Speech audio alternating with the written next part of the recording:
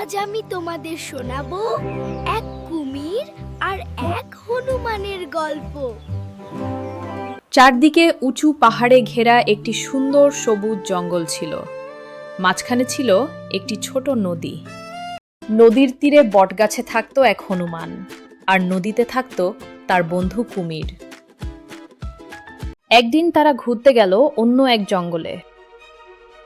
হাঁটতে হাঁটতে তারা পৌঁছালো এক খোলা মাঠে, যেখানে অনেক পান্ডা খেলছিল।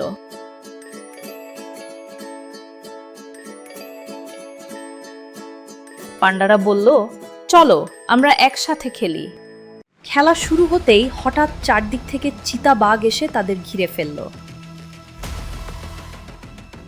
পান্ডারা ভয় পেয়ে এক জায়গায় জড়ো হয়ে গেল, কিন্তু হনুমান ভয় পেল না।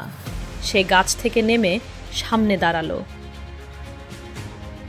তার সাহস দেখে কুমির আর পান্ডারাও তার পাশে এসে দাঁড়ালো। তারপর চিতারা দৌড়ে পালিয়ে গেল।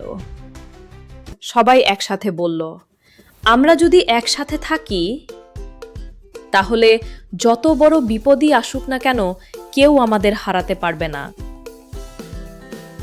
এই গল্প থেকে আমরা শিখলাম, যত বড় বিপদই আসুক না কেন, আমরা যদি একসাথে থাকি তাহলে কোনো বিপদই আমাদের হারাতে পারবে না।